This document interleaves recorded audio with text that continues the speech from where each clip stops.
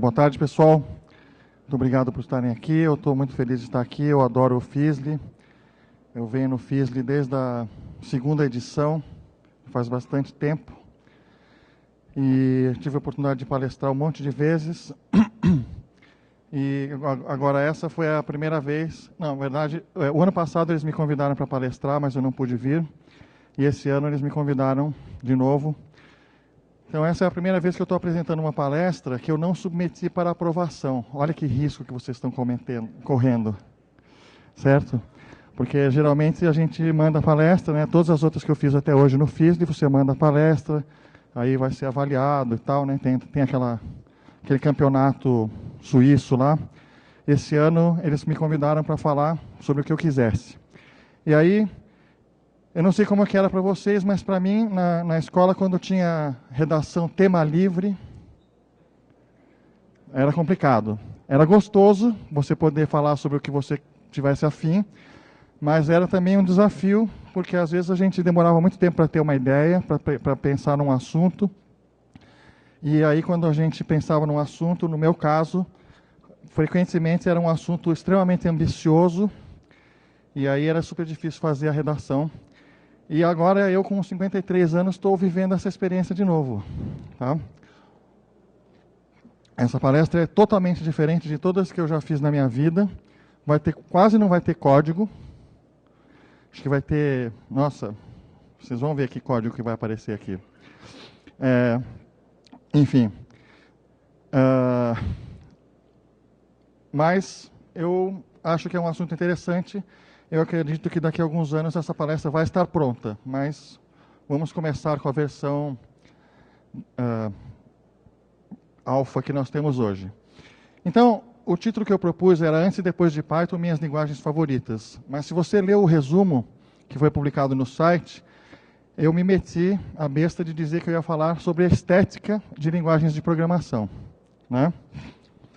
Então, eu andei estudando estética. Olha só. Eu sempre achei que existe uma estética das linguagens de programação. Que existem linguagens de programação que eu considero belas e outras que eu considero feias. Né? Mas eu resolvi estudar o assunto estética para poder falar com mais propriedade e, lógico que é muita pretensão, em questão de meses, estudar estética. Tá? Vamos lá. Então, o título alternativo é: será que dá para falar sobre estética e linguagens de programação na mesma palestra? Vamos ver. Bom, eu sou o Luciano Ramalho, eu tenho orgulho de dizer que eu trabalho na ThoughtWorks desde o ano passado, é uma empresa que eu sempre admirei por causa da sua liderança no pensamento de engenharia de software, movimento ágil, entrega contínua, uma série de práticas importantes no mercado que a ThoughtWorks é reconhecida mundialmente como uma empresa que lidera. Mas, depois que eu comecei a trabalhar lá, eu descobri que tem um outro aspecto da ThoughtWorks que me interessa muito e que é realmente apaixonante, que é uma empresa comprometida com justiça. Tá? Por isso que a gente patrocina o projeto Pixelated, que está aí, vamos conhecer aí na exposição. É um projeto de um software livre de e-mail criptográfico fácil de usar.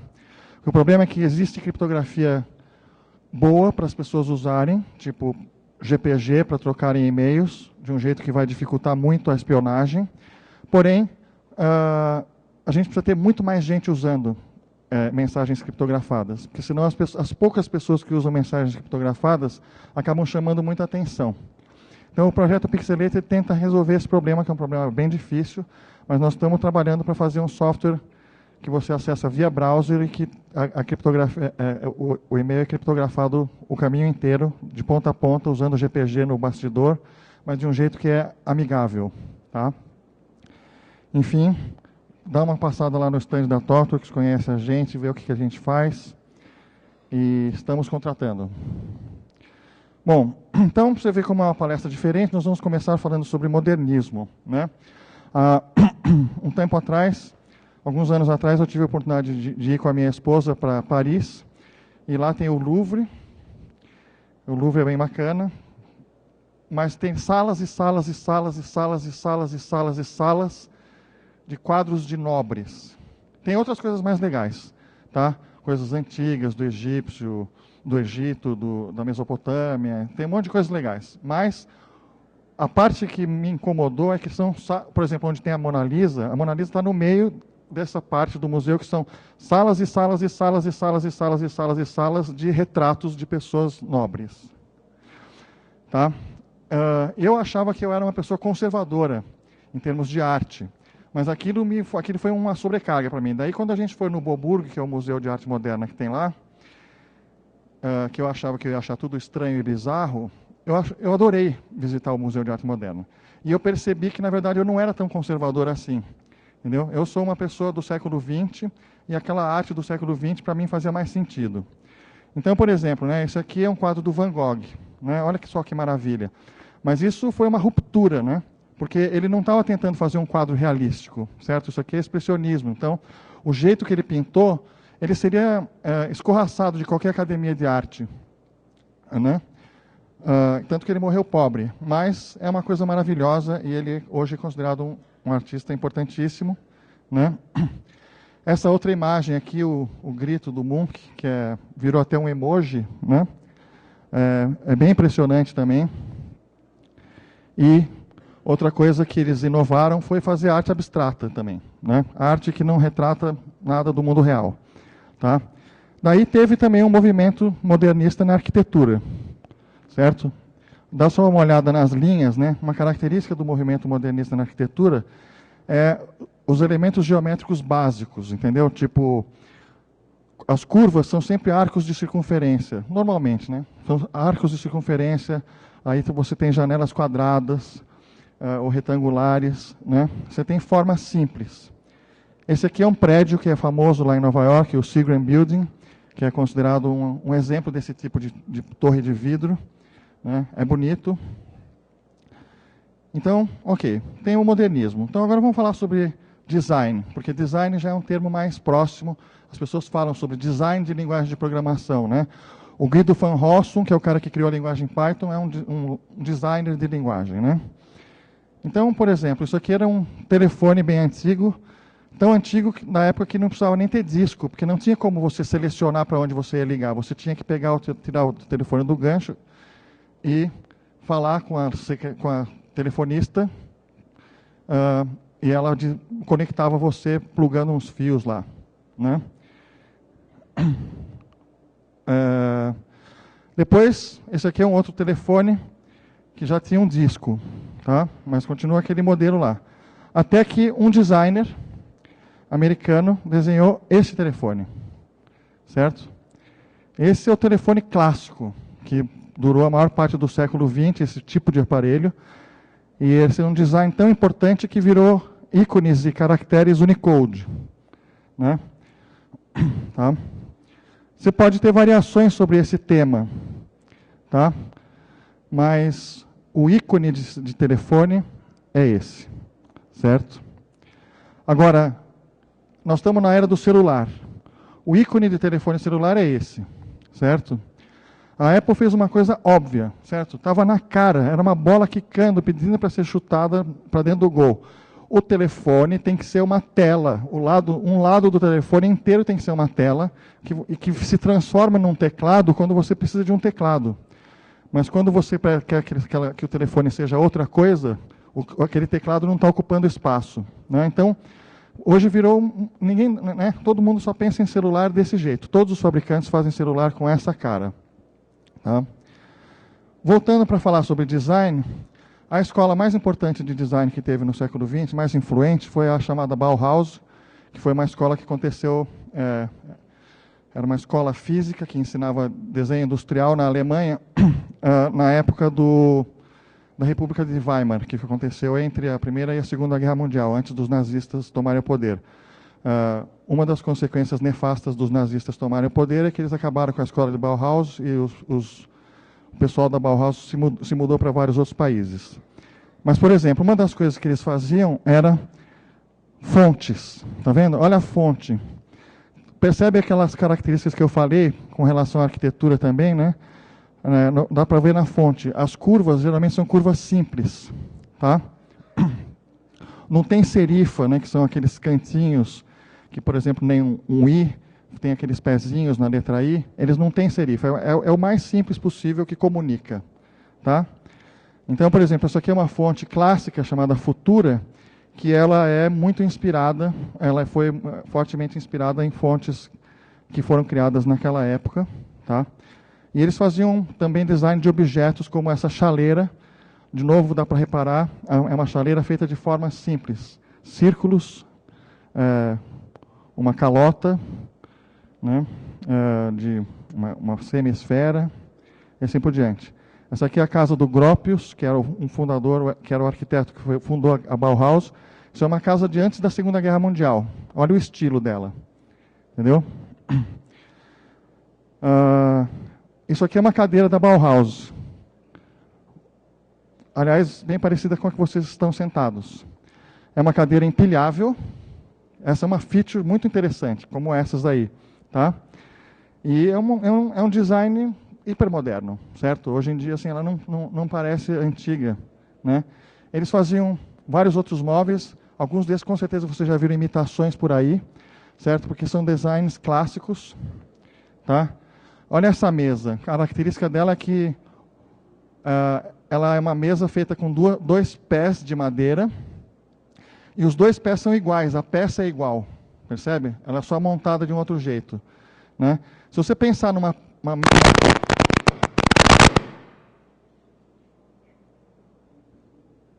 Desculpa aí, gente. Se você pensar numa mesa apoiada por dois pés feitos de madeira recortada, esse é o design mais simples, essa ideia, porque se você botasse os dois pés paralelos, ela ia ficar bamba, certo? Ia ter que ter algum tipo de trava central. Então é muito interessante essa ideia de fazer a coisa mais simples que pode funcionar. Tá? E na arquitetura, esse daqui é um exemplo famoso no mundo inteiro de arquitetura moderna, certo? Esse outro aeroporto aqui esse é um dos terminais do aeroporto de Nova York, o JFK. Essa ponte aqui é uma ponte super famosa, e o interessante dessa ponte é que esse projeto de ponte foi escolhido não porque ele era bonito, mas porque ele era funcional, ele era o mais barato. Tá? Então aí tem uma outra coisa sobre o design. Tá? O design de qualidade, ele não é só bonito, ele é eficiente. Entende? Então, bom, agora vamos falar um pouquinho sobre computador. Esse aqui é um terminal clássico da IBM, chamado IBM 3270. Uma vez eu tive a oportunidade de trabalhar num terminal desse durante algumas horas, e o teclado dele era feio, mas era muito gostoso de digitar. E uma coisa que era interessante, o teclado, ele mudava o feedback tátil de acordo com a posição do cursor na tela. Quando o cursor estava dentro de uma área editável, você clicava e ela fazia um clack, bem satisfatório assim. Mas quando você começava a digitar fora do campo, ele não fazia mais clack. Tá? Bom, uma coisa que me chamou muita atenção quando eu vi esse terminal na minha frente, na época, é a fonte dele. Tá? Que é uma fonte que até hoje eu acho a fonte mais bonita que eu já vi em terminais. Olha que interessante que o 0 tem um ponto no meio, que é uma coisa mais limpa do que aquele corte. O corte, inclusive, confunde com letras que tem em línguas nórdicas, eles têm um O cortado. Né? Então, o O com ponto. Os números são bem diferentes, está vendo?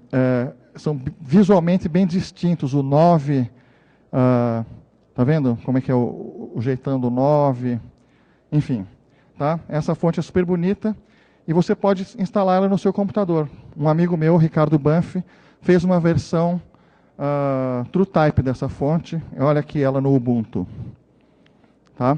Então se você quiser procura fonte 3270, que é o nome do terminal da IBM. Tá?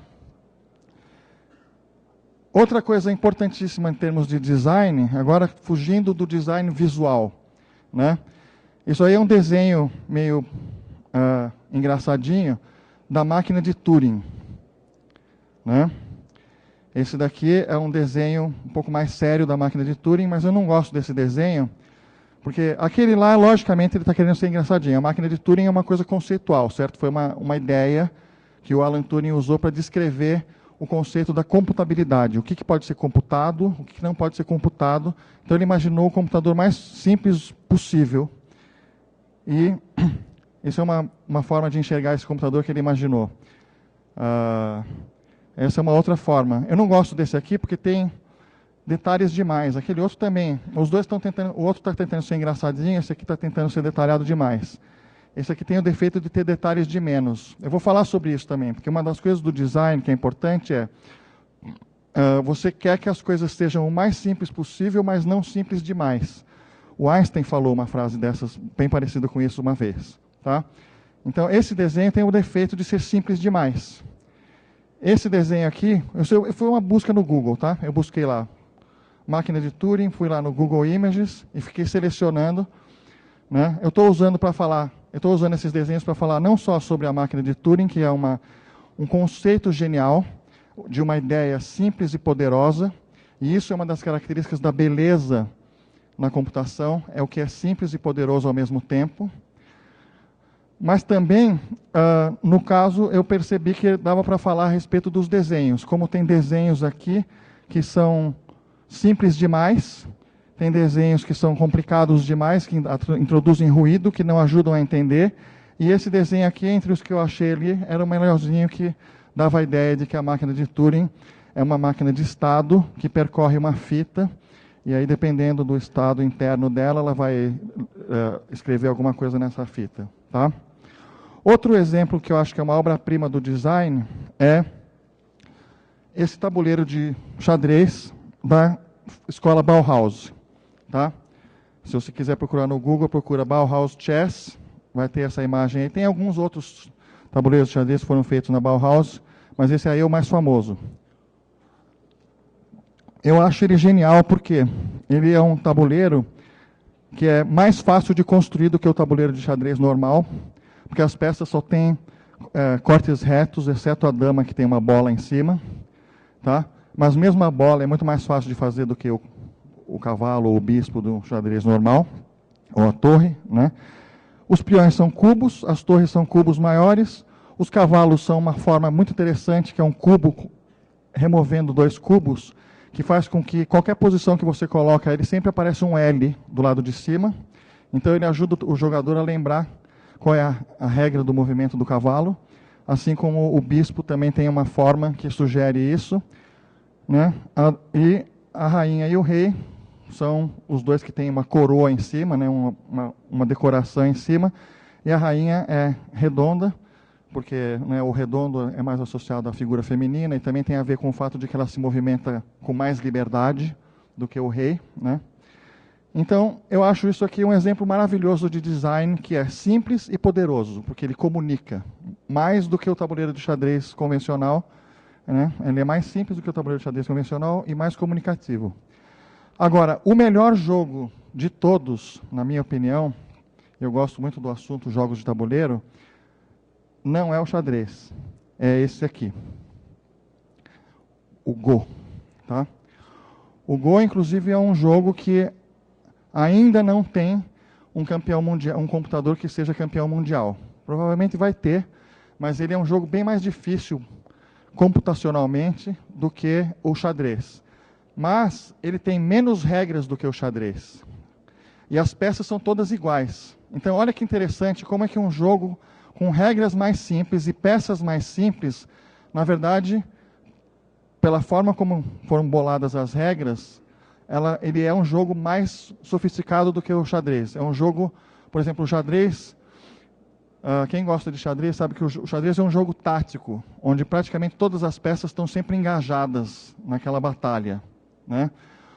O Go tem um aspecto tático em determinadas partes do tabuleiro, vão acontecer pequenas batalhas aqui e ali, mas ele também tem um aspecto estratégico, entendeu? É como se o xadrez ele parece uma batalha e o Go ele parece uma guerra com várias batalhas. Inclusive uma estratégia comum no Go é quando você está sofrendo um ataque muito complicado numa parte do tabuleiro, é você atacar o jogador em outra parte para ver se alivia a pressão naquele lado. Tá? Enfim, é um jogo realmente incrível, eu recomendo a todos aprenderem.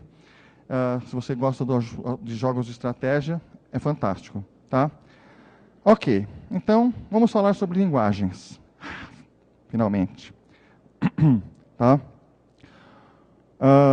No meu livro, que deveria ter um slide aqui para falar sobre ele, mas acho que está mais para frente, desculpa, eu escrevi um livro chamado Fluent Python, que eu publiquei pela O'Reilly, e foi traduzido para o português com o nome de Python Fluency. Inclusive, antes que eu me esqueça, vai ter uma sessão de autógrafos na lojinha do FISD, onde eles estão vendendo o livro, às 6 horas. Tá? E se você trouxe o livro de casa, se tem alguém aí, por acaso, que trouxe o livro de casa, eu autografo também, não precisa ser um exemplar comprado na hora. Tá? Mas no livro, eu tive uma ideia quando eu estava falando sobre linguagens de programação no livro. O livro é um livro sobre Python, lógico, só que ele tem, em cada capítulo, uma seção chamada Soapbox, que é onde eu discuto aspectos de design da linguagem e frequentemente comparo o Python com outras linguagens, nessas sessões que é no final de cada capítulo, que são partes opcionais. Tá? Lá eu escrevi que as palavras reservadas de uma linguagem são como se fossem as peças de um jogo de tabuleiro, entendeu? Cada palavra reservada traz um conjunto de regras e um conjunto de possibilidades para o programador. Entendeu? Faz sentido isso? Então, pensa que se você inventar um novo tipo de peça para o xadrez, isso é uma mudança muito radical. Né? Muda totalmente a estratégia. Isso acontece com linguagem de programação também. Às vezes, a introdução de uma nova palavra reservada numa linguagem de programação muda radicalmente o estilo de programação que se torna possível. Né? Por exemplo, em Python, quando foi introduzida a palavra reservada yield, que é para você fazer geradores. A linguagem mudou muito e o jeito de usar a linguagem mudou muito a partir daquele momento. As pessoas vislumbraram um monte de outras possibilidades. Tá? Agora, o interessante é que não é o número de palavras reservadas que diz se a linguagem é mais sofisticada ou não. Da mesma forma que eu mostrei para vocês que no Go só tem um tipo de peça, mas o jogo é mais sofisticado do que o xadrez. Tá? Então, uma coisa que eu percebi lendo nos livros de estética, é que é sempre importante esse casamento que eu já falei antes aqui, da simplicidade com o poder. Tá? E normalmente, quando uma linguagem tem muitas palavras reservadas, ela não é simples. Tá? Então, olha só que interessante, essa é uma tabela que tem no livro, lá no Fluent Python, de quantas palavras reservadas tem em várias linguagens de programação famosas. Então, a linguagem Smalltalk tem 5 palavras reservadas. Go tem 25, C tem 32, Python tem 33, Ruby tem 41, e assim por diante, até PHP tem 65 palavras reservadas, JavaScript tem 60, é um salto. Está vendo? Entre o Java e o JavaScript tem um salto. Tá? Eu considero, não só por isso, mas por outros fatores, que JavaScript e PHP são linguagens que não têm um design legal. E isso aqui é um dos sintomas. Tá? Excesso de palavras reservadas. Tá? C++, que é uma linguagem que todo mundo sabe que é super complicada, tem 85 palavras reservadas, sendo que ainda, 2011, quando eles fizeram o padrão C++ 11, eles acrescentaram 10, já tinha 75, botaram mais 10, certo? Uma das últimas palavras reservadas introduzidas na linguagem PHP foi a palavra goto. Eu achei incrível isso. Nossa, realmente, precisamos muito disso. Né? Enfim, COBOL tem 555 palavras reservadas numa determinada versão de manual de manual de COBOL que eu achei na internet, o manual de COBOL da IBM, e tinha lá uma lista de 555 palavras reservadas. Tá? E a linguagem Scheme, que é parecida com Lisp ou parecida com Clojure. Né? Lisp, na verdade, foi a mãe dessas linguagens desse tipo, tem infinitas. O que quer dizer isso? É porque essas linguagens permitem que você crie novas palavras reservadas. Efetivamente é isso que elas têm. Elas têm uma feature chamada macrosintática, que não são aquelas macros toscas de C, que é só uma substituição de letrinhas. Não, é uma macro que consegue modificar o código, a estrutura do código, e com isso, na prática, você está... Esse poder te dá a possibilidade de efetivamente criar novas palavras reservadas. Novos comandos que alteram a forma como o programa é avaliado e executado. Tá?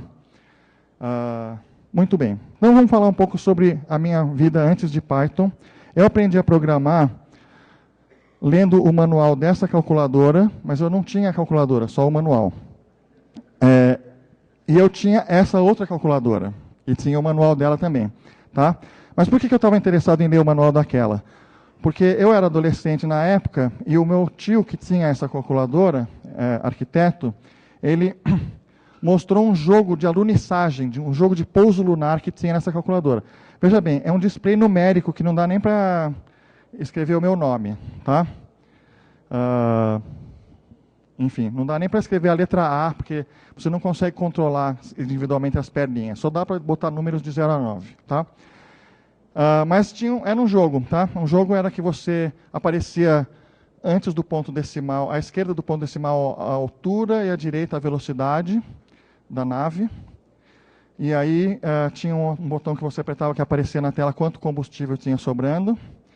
E aí você, se você apertava Enter, ele ia calculando o próximo passo da queda. Então ia aumentando a velocidade, diminuindo a altura. E você, de vez em quando, precisava digitar um valor aí, que era uma quantidade de combustível que você queria queimar naquela jogada. Você digitava essa quantidade, dava Enter, daí o próximo passo ia levar em conta aquele número que você colocou. Tá? E aí você ia desacelerar a nave. E era legal, você tinha que jogar várias vezes até para conseguir pousar numa velocidade razoável sem se esborrachar na Lua, porque se você começava desacelerando muito alto, tipo, a nave ficava pairando, daí uma hora acabava o combustível e você estava alto, daí você ia despencar, porque você tinha pouco combustível. Esse é o problema, entendeu? Então você tinha que queimar na dosagem certa para desacelerar em cima do lance e pousar tal.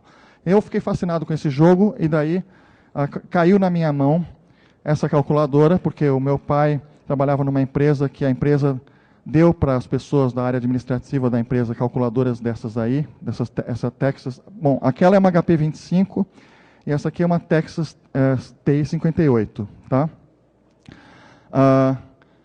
É muito louco isso, né? Isso tudo era antes de ter microcomputador, até nas empresas, tá, gente? Isso aí foi em 77, por aí.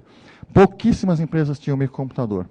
Só tinha empresas que tinha mainframe e o resto não tinha nada, tinha máquina de somar, tá?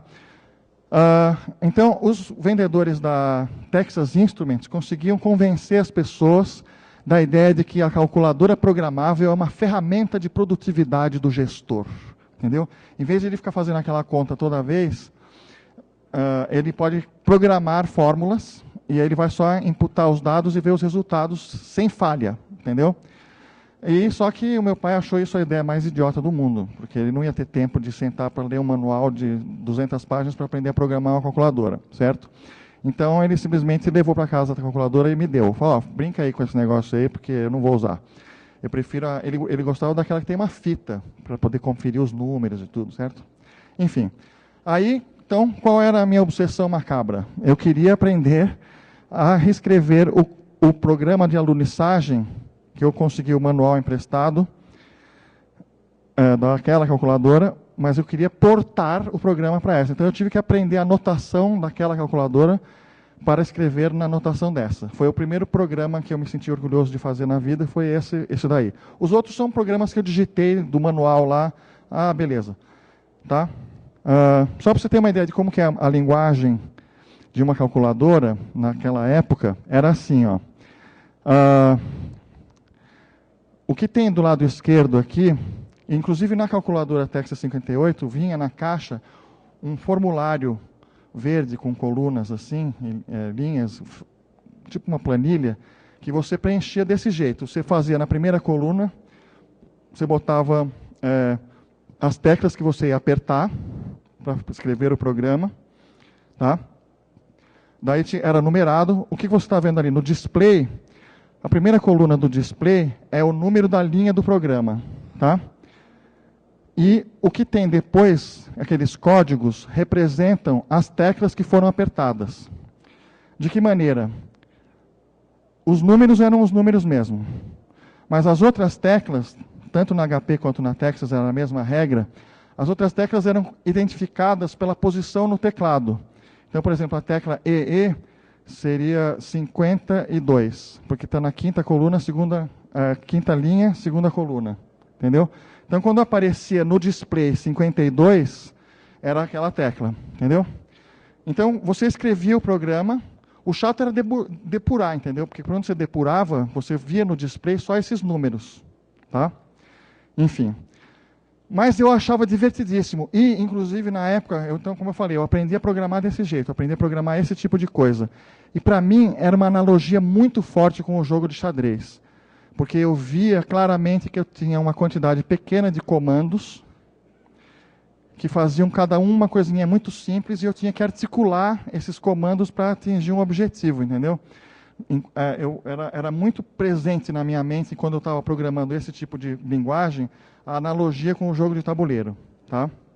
Bom, daí eu tive o privilégio de fazer um ano de intercâmbio nos Estados Unidos, e aí eu tive a oportunidade de conhecer cara a cara essa maravilha da tecnologia chamado Apple II, que foi o computador que fez a Apple ser, na época, a empresa que mais rápido na história, até então, tinha chegado a um valor de $1 bilhão de dólares, ou faturamento de 1 bilhão, sei lá que número é esse, enfim. Chegou a 1 bilhão de não sei o quê. A empresa mais rápida na época foi a Apple, por causa do computador Apple II, que vendeu muito. Tá? E para mim, que estava acostumado a programar calculadora, isso aqui eu me sentia, sabe, como um Cadillac, assim, nossa, é muito espaço, é muito conforto. Olha só, você escreve os comandos assim e tal, né? Essa era uma reprodução da tela do Apple, e aqui é um programa em Basic, que vai aparecer escrito Hello World lá em cima, só que eles deram uma sofisticadinha. Primeiro, Home é para botar o cursor no canto superior esquerdo, Inverse é para ligar o modo de escrever preto no fundo verde, aí tem o Print, aí o Normal é para desfazer o Inverse, e o Print CHR7 fazia o computador bipar, porque o CHR7 é um caractere ASCII, se você olhar na tabela ASCII, o nome dele é Bell, porque na máquina de teletipo que tinha antes, na época que o ASCII foi inventado, tinha um sininho, e esse caractere servia para fazer o sininho tocar lá do outro lado. Quando você mandava um telex para Manaus, você queria que as pessoas prestassem atenção, você fazia o sininho tocar. Tá? Enfim, então é isso daí. Então, aí eu deslanchei. Nossa, era uma maravilha, essa máquina era gráfica. Tá? Nenhum concorrente nessa faixa de preço da época, eu não tinha dinheiro para comprar. Infelizmente, eu usava na escola. Tá? Eu trouxe dos Estados Unidos um computador bem mais simples, que era um Color Computer, um TRS Color Computer, mas eu queria um Apple II, demorou alguns anos ainda para eu ter dinheiro para ter um Apple II. Mas era uma maravilha essa máquina. Tá? Depois do Basic, eu aprendi várias outras linguagens e também me recusei a aprender algumas. Na verdade, naquela lista ali das que estão riscadas, não é que eu me recusei, é mentira isso aí. Na verdade, eu tentei estudar e aprender e gostar de todas aquelas lá. Só que elas não bateram comigo. Tá? E se a gente tivesse mais algumas horas, e eu tivesse mais alguns anos para preparar a palestra, eu ia falar sobre os defeitos com uma base estética profunda. Mas eu não tenho essa base estética, então eu não vou ficar focando nos defeitos. Só que uma linguagem que eu deveria ter colocado ali na lista das riscadas, aliás, duas, é C e C++. Tá? São duas linguagens que eu tive contato nesse tempo aí. Esse tempo aí era final dos anos 80, começo dos anos 90. E eu não me interessei por C, porque eu sempre achei um absurdo, um descalabro completo, uma linguagem de programação que o compilador não verifica, ou o ambiente de runtime não verifica quando você acessa uma posição fora do vetor. Eu acho isso um descalabro completo, e é um descalabro completo mesmo, tanto é que a gente tem inúmeras falhas que acontecem no dia a dia, falhas de segurança e outros tipos de falha, por causa desse problema. Tá? Eu acho isso absurdamente um descalabro, e Pascal não tinha esse defeito. Tá? Existe um texto muito famoso, acho que do Brian Kernighan, falando por que Pascal não dá para ser usado no mundo real. Só que a verdade é que ele estava estava numa bolha de... Enfim, estava numa torre de marfim, lá no, sei lá onde, AT&T Labs, sei lá, Bell Labs, e ele não tinha contato com o Pascal que a galera usava, que é o Turbo Pascal. Não era o Pascal acadêmico, não era o Pascal da Universidade da Califórnia, ou lá do suíço, do Niklaus Wirtz. O Turbo Pascal, que foi um compilador com extensões da linguagem Pascal, feito pelo Anders Hashberg, que é o mesmo cara que depois fez C Sharp, é o mesmo cara, tá? era uma versão extremamente prática de Pascal. Não era uma versão didática. Tá? Então, na verdade, tudo que dava para fazer em C, dava para fazer em Pascal perfeitamente, com o mesmo desempenho e mais segurança. Então, naquela época, existia um debate entre Pascal e C. C ganhou, mas eu estava do lado que perdeu. Tá? Orgulhosamente, eu digo, eu estava do lado que perdeu essa batalha. Tá bom? Depois eu aprendi XBase, né, que era uma série de dialetos, DBase, Clipper e uma série de outras coisas de linguagens específicas para lidar com um tipo de banco de dados. Depois eu aprendi Smalltalk. Smalltalk é muito legal, só que Smalltalk tinha, pelo menos, não sei se foi resolvido esse problema, nunca mais olhei a fundo Smalltalk, mas tinha um problema muito sério que ela era uma linguagem que foi criada num laboratório onde as pessoas não estavam muito interessadas em fazer software para vender. As pessoas estavam fazendo software para explorar as possibilidades de fazer software. Pesquisadores, entendeu? Então, o que acontece? Era super difícil, olha que absurdo, você fazer deployment de um código em Smalltalk em outra máquina. O Smalltalk era feito para você criar um código e só você ia usar. Juro. Era assim, ele era otimizado para esse tipo de uso. Tá? Depois eu aprendi HyperTalk, que era a linguagem do HyperCard, que era um aplicativo que tinha no Macintosh. Eu cheguei a ganhar algum dinheiro desenvolvendo soluções de automação para agência de publicidade, lugares que usavam Macintosh na época, muito tempo atrás, isso aí, no começo dos anos 90. E o fato de eu estar trabalhando com isso, que era um tipo de programação gráfica de alto nível, fez com que eu fosse convidado por um amigo meu para ser beta tester do Visual Basic. Eu trabalhei com o Visual Basic antes do 1.0. Quando o Visual Basic 1.0 foi lançado, no início dos anos 90, eu já sabia o Visual Basic, e daí, durante alguns anos, eu ganhei a vida dando aula de Visual Basic, que a Microsoft me indicava. Não existia nem esses programas, programa tipo, como chama? Enfim, esses programas aí que tem, não tinha nada daquilo, certificações, não tinha nada daquilo. Eles me indicavam porque eu era uma das poucas pessoas que já sabia Visual Basic, na época que foi lançado. Tá? E Delphi, que eu gostei muito, era muito mais bem feito do que Visual Basic, e era Pascal, que é uma linguagem que eu sempre gostei. Tá? E nesse período aí, eu fiz um esforço danado para gostar de Perl. Eu usava Perl nos meus primeiros projetos web, eu usava Perl. Depois, na época que saiu o PHP, a gente chegou a usar PHP, na época que era PHP, chamava PHP/FI, bem no começo, tá? Não gostei. Java, fiz um esforço danado para gostar de Java. Nossa, vocês não sabem quanto que eu queria gostar de Java e nunca gostei. Tá? E JavaScript é a mesma coisa. JavaScript eu já tive recaídas, eu já tentei gostar de JavaScript com muita força umas 3 vezes. Tá? Inclusive, uma das palestras que eu dei nos últimos anos aqui no FISI, que não era sobre Python, era sobre JavaScript. Uma palestra chamada JavaScript Agora é Sério, que era quando teve umas mudanças lá positivas na linguagem. Bom, daí eu gostei de Python, certo? Por que eu gostei de Python? Porque Python tem uma sintaxe simples, regular e altamente legível. Tudo isso são características que eu amo, entendeu? Eu não gosto de ruído, entendeu? Eu não gosto de um monte de ponto e vírgula lá. Para que tem aquele ponto e vírgula, entendeu? Eu não gosto eu adoro a indentação por bloco, o bloco por indentação do Python, que evita ter um caractere especial para fechar bloco ou uma palavra especial, como tinha em Pascal. Tá? Tem uma semântica altamente consistente. Quando você aprende como as coisas funcionam num determinado canto da linguagem Python, normalmente aquele aprendizado aplica-se a outros cantos da linguagem Python. Né?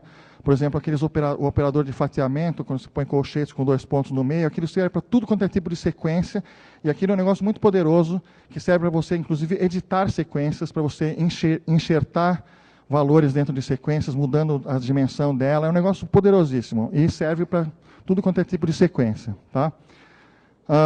Enfim, tem uma incrível oferta de bibliotecas robustas para todo tipo de aplicação, exceto o mobile. Esse é o grande calcanhar de Aquiles do Python, é que não dá para fazer aplicação mobile. Tem umas bibliotecas, mas ninguém usa, não existe nenhum projeto importante ou nenhum software comercial que eu conheça feito em Python, tá? Para iOS ou Android. Tá?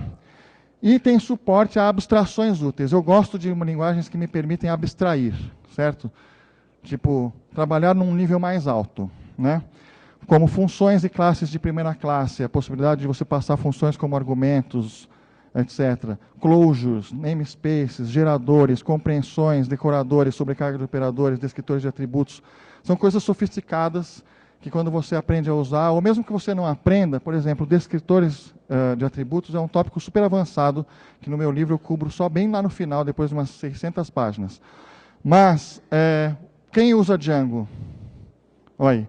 Todos vocês se beneficiam de descritores todo dia. Quando você define uma classe model e põe lá os campos, isso aqui é um campo e-mail, isso aqui é um campo de data, etc. e tal, aquilo que você está fazendo, você está instanciando descritores. Tá? Bom, então, aí eu escrevi o meu livro, tá? E o meu livro, eu adorei ter escrito esse livro e eu gostei mais ainda, eu tenho muito orgulho do fato de que as pessoas gostam do livro, tá? Ele tem notas altas em todos os lugares e tem críticas muito boas. Então, realmente, foi uma coisa legal e está sendo traduzido para várias línguas. Tá? Agora, vamos voltar um pouco a falar de estética. Eu fui estudar um pouco o assunto de estética.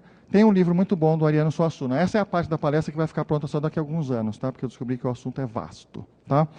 Mas, enfim, tem um livro do Ariano Suassuna chamado Iniciação à Estética, que é excelente. Eu acho linda essa capa, inclusive. Parece uma figura rupestre, né? Daquelas... Então, mesmo o Homem da Caverna fazia coisas lindas, né? Tem um documentário super legal chamado A Caverna dos Sonhos, não sei o quê, do Werner Herzog, que é sobre uma... Ele filma uma caverna na França e é incrivelmente linda as coisas que tem lá. Bom, ele fala algumas coisas assim. Por exemplo, o que é estética? É uma psicologia da criação e da fruição. Quer dizer, uma psicologia que se ocupa de como as pessoas criam coisas belas e como as pessoas apreciam coisas belas. Mas existe outro lado, que há quem ache que ela é algo que fica procurando captar a essência dos objetos belos. Então, existe essa divisão. Pelo que eu entendi, estudando esse assunto, a estética ela oscila de um lado para o outro. Ou seja, isso significa que tem gente que acredita que existem atributos intrínsecos de certos objetos que os fazem serem belos, e tem gente que acredita que não, é tudo totalmente subjetivo e cada pessoa vai achar uma coisa bonita, outra coisa feia, etc. e tal. Não tem um acordo, não tem uma conclusão, é uma discussão eterna. Tá? Eu acho bonito essa história da filosofia da beleza, que ele fala também. Bom, uma coisa que é legal desse livro dele é que ele fala assim: eu não vou defender aqui uma linha filosófica da estética, porque, na verdade, existe uma eterna discussão entre várias linhas, e ao longo da história também. Então, ele fala assim,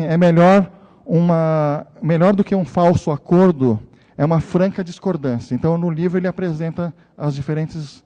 Ou seja, isso é uma das coisas que eu, como um cara que tem mais estudo na área de exatas, estava esperando quando eu fui estudar estética. Eu queria uma conclusão, uma definição.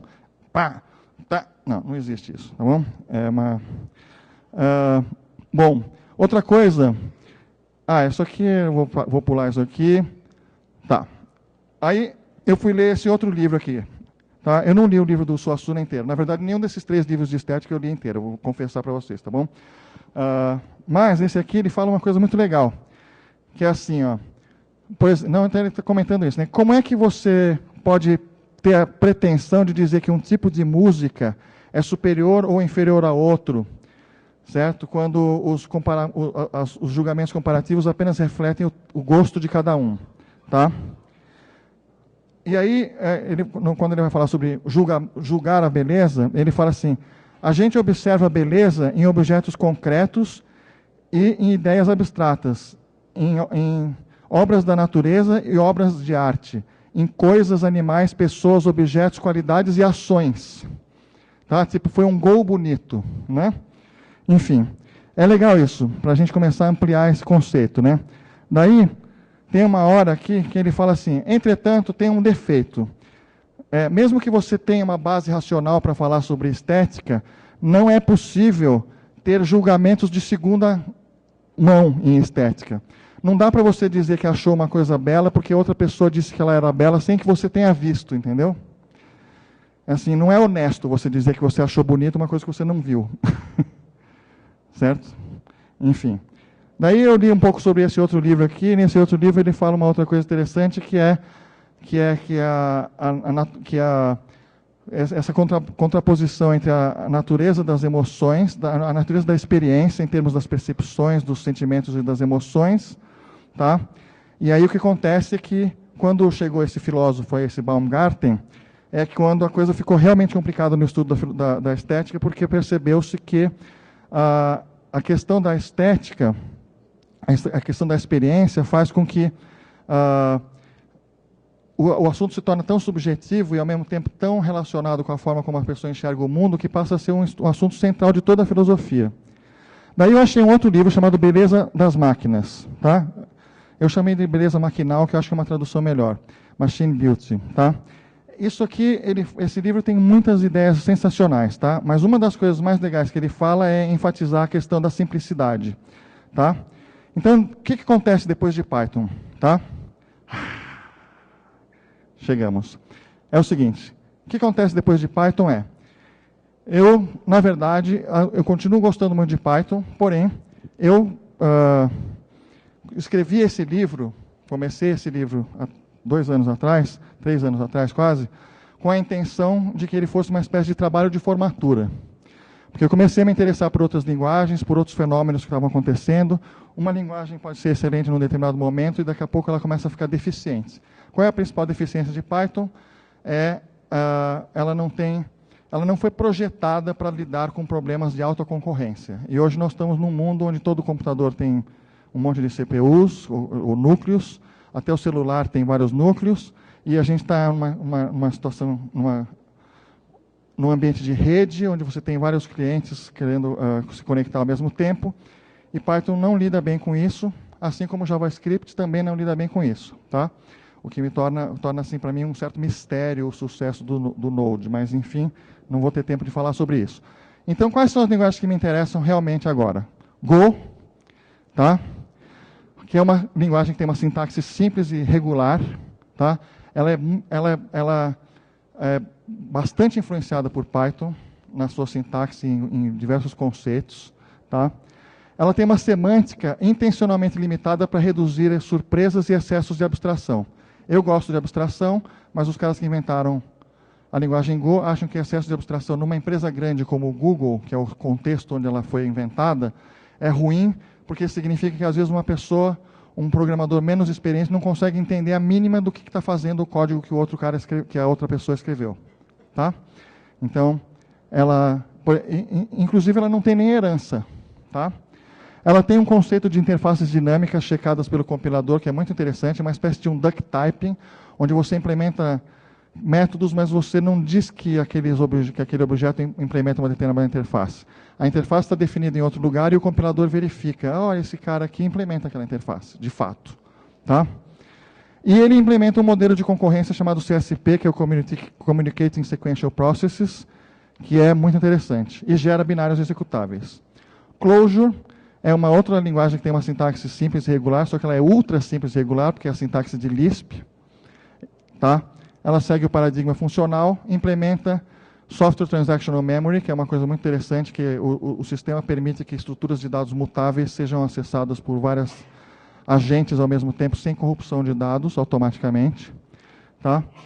Tem um modelo de concorrência baseado em agentes, e ela é tão flexível que, assim que começou, a Clojure é mais antiga do que Go, mas assim que começou o hype em cima de Go, o criador de Clojure, em 2 semanas, implementou o modelo CSP em Clojure também, dado que ela tem macros sintáticas, que permite criar novas formas especiais, que são novas palavras reservadas.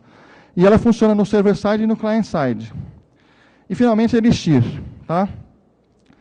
Elixir é implementada sobre a máquina virtual Erlang, é uma linguagem funcional, tem um modelo de concorrência baseado em processos leves, trocando mensagens, e ela aproveita todo o ecossistema de Erlang. Inclusive esse framework aí que tem mais de 20 anos de produção em centrais telefônicas que não podem parar nunca. É um framework que permite atualização de código em produção, monitoramento, é incrível, enfim, é uma infraestrutura fantástica que vem com Erlang. A sintaxe é inspirada principalmente por Ruby e um pouco por Erlang, e ela também tem macros sintáticas como Clojure. Tá? Se isso aqui é um prédio moderno, isso aqui é um prédio pós-moderno. O que é um prédio pós-moderno? É assim, tipo, é um prédio moderno, só que em cima botaram um adorno. Ó, isso aqui é uma biblioteca moderna, só que botaram uns adornos, é uma biblioteca pós-moderna. Essas bolas não servem para nada, certo? Elas estão aí como um adorno. Esse aqui é a sede do MI6, o Serviço de Espionagem Britânico. É um prédio pós-moderno. Tá vendo? Esse aqui também tem umas firulas lá e tal. Né? Enfim, por que eu estou falando isso? Porque eu acho que existe aqui uma dicotomia. Tá? Go é uma linguagem moderna no estrito senso Bauhaus, assim, entendeu? Tá. Quadrada, radical. Tá? Clojure já tem mais curvas, é mais um moderno Niemeyer. E Elixir é pós-moderno. Tá? Enfim. Tá? E aí, antes que saiam tweetando que eu estou abandonando Python, não estou abandonando Python. Tá? É uma linguagem favorita ainda, porque eu sou fluente nela, porque ela é muito versátil e porque tem toda uma área do conhecimento que eu ainda sou um principiante e que está crescendo muito, que é a área de análise e visualização de dados. Tá? Concorrência em Python é melhor do que Node. Hoje, eu posso falar isso com segurança, tá? Porque hoje a gente tem uma sintaxe, tem uma biblioteca muito boa, a Async.io, tem uma sintaxe muito superior à que JavaScript oferece, que é o Async.await, que foi copiado do C#, e tem o Uveloop, que é uma biblioteca que usa a mesma biblioteca que o Node usa, só que com uma sintaxe muito melhor de Python. Tá? Então, resumindo, essas são as próximas linguagens, e entre elas eu resolvi focar primeiro em Elixir, porque eu assisti uma palestra desse cara, que é um especialista em Erlang, e ele me mostrou que o melhor jeito de você aprender a fazer sistemas distribuídos é aprender Erlang ou Elixir. Tá? O que todas elas têm em comum? Esse é o penúltimo slide. Elas têm foco em alta concorrência, duas delas têm duck typing, tá? Tipagem dinâmica, como Python. O Go tem uma espécie de um duck typing estático, e, curiosamente, nenhuma delas tem OO com classes. Todos aqueles anos que eu demorei para aprender orientação a objeto, design patterns, etc. e tal, lixo. É o futuro, gente. Vamos abraçar o futuro. Tá? Mas eu não acho que é uma coisa desesperadora assim, não. Eu acho que é uma coisa bonita, talvez um pouco complicada, mas, enfim, vamos ver qual será o meu tema em 2017. Tá? Não sei qual vai ser o meu tema em 2017, mas vai ser provavelmente uma daquelas 3 linguagens, tá bom? E vamos conversando, a minha conta no Twitter é ramalho.org, e é isso aí, obrigado.